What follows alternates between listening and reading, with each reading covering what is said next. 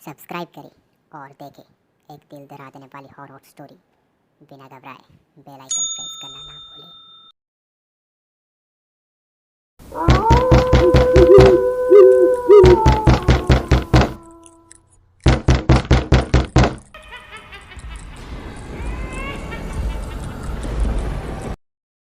यह बात 1990 की है। बंसिका उस दिन पहली बार अपने नए हॉस्टल में रहने को आई थी। वैसे वो ऋषिकेश में रहती थी, पर उस समय वहाँ ज़्यादा सुविधा न होने की वजह से देहरादून के एक गर्ल्स कॉलेज में एडमिशन लिया और साथ में उसी कॉलेज के हॉस्टल में रहने लगी। बंसिका जिस हॉस्टल में रहने को आई थी, उस हॉस्टल के बच्चों का यह कहना था कि यहाँ कई सारे भूत रहते हैं, क्योंकि उनका जो ये हॉस्टल था वो एक पुराने कब्रिस्तान के ऊपर बना था। इस हॉस्टल को एक अंग्रेज ने बनवाया था। उसे वहाँ कहीं अच्छी जगह नहीं मिली थी, इसलिए उसने वहाँ के एक पुराने कब्रिस्तान के ऊपर ही कॉलेज और हॉस्टल को बनवाया था। यह कॉलेज और हॉस्टल बस लड़कियों के लिए उस अंग्रेज ने बनवाया था, क्योंकि उस समय हमारे देश में लड़कियों को ज़्यादा शिक्षा नहीं मिलती थी। उस हॉस्टल में रह रहे बच्चों का यह भी कहना था कि यहाँ कई सारी लड़कियों की मौत भी हो रखी है। इसी वजह से इस हॉस्टल के कई सारे कमरे बंद पड़े थे। बंसिका उनकी बातों को ज़्यादा गंभीरता से नहीं लेती, क्योंकि उसे भूतों पर बिल्कुल भी विश्वास नहीं था। बंसिका उस रात सो ही रही थी, तभी उसे ऐसा लगता है कि कोई उसके बालों पर अपना हाथ फैला रहा हो। बंसिका सोचती है उसकी मम्मी होगी, इसलिए बंसिका बोलती है, अरे सोने दो ना मम्मी। इतना ही बोलता था, तभी उसे एकदम से याद आता वो तो हॉस्टल में थी, तो कौन है जो उसके बालों में अपना हाथ फैला रहा है। यही देखने के लिए बंसिका ने जैसे ही अपनी आंखें खोली तो उसके मुंह से चीख निकलने ही वाली थी, तभी उसके मुंह पर किसी ने हाथ रख दिया। जिसने बंसिका के मुंह पर हाथ रखा था उसने बंसिका से कहा, डरो मत, मैं तुम्हें कुछ नहीं करूँगा। अब मैं तुम्हारे मुंह हाथ हटा रहा हूँ, पर चिल्लाना मत।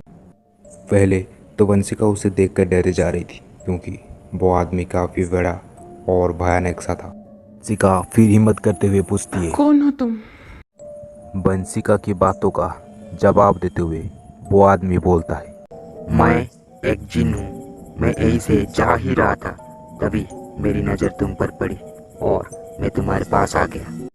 पता नहीं जिन की बातें सुनकर या जिन की आंखों में देखकर बंसिका का डर भी खत्म हो गया था, और बातें करते करते दोनों में दोस्ती भी हो गई थी। कहीं ना कहीं वो जिन बंसिका को पसंद करने लगा था, इसीलिए वो रोज़ रात आता और बंसिका के बालों के साथ खेलने लगता।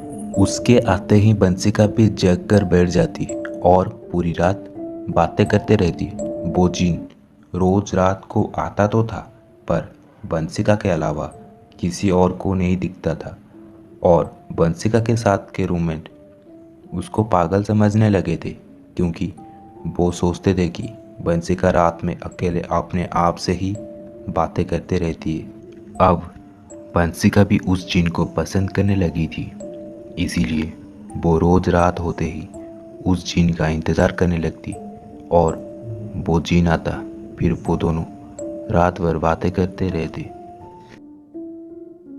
रोज रात को जगने के वजह से बंसिका सुबह सही समय पर उठ नहीं पाती थी, और उसका कॉलेज भी रोज छूट जाता था। एक रात बंसिका सो ही रही थी, तभी वो जिन आकर उसके बालों के साथ खेलने लगता है। तभी बंसिका की एक रूममेट ने बंसिका के बालों को अपने आप हवा में उड़ते देख लिया, और उन सब ने अपना रूम चेंज कर लिया।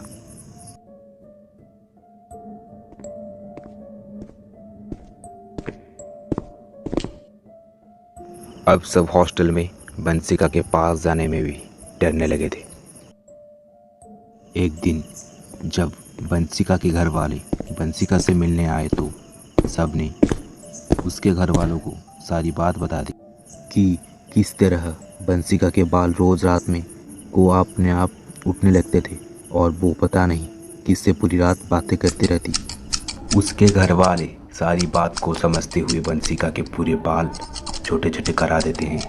बंसिका तो अपने बालों को नहीं कटवाना चाहती थी क्योंकि उसे पता था उस जिन को उसके बाल सबसे ज़्यादा पसंद थे, इसीलिए वो कटवाने से मना करे जा रही थी। पर उसके घर वालों ने ज़बरदस्ती उसके बाल छोटे छोटे करा दिए और जब रात हुई तो वो जिन रोज़ की तरह बंसिका से मिलने आया तो उसने देखा बंसिका ने अपने बाल कटवा दिए हैं। तो यह देखकर उस जिन को बड़ा ही गुस्सा आया और बंसिका को पूरी रात मारता रहा।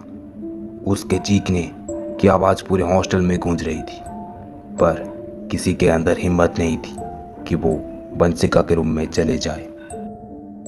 और सुबह हुई तो सबने उसके रूम में आकर देखा कि बंसिका पूरी तरह से घायल थी।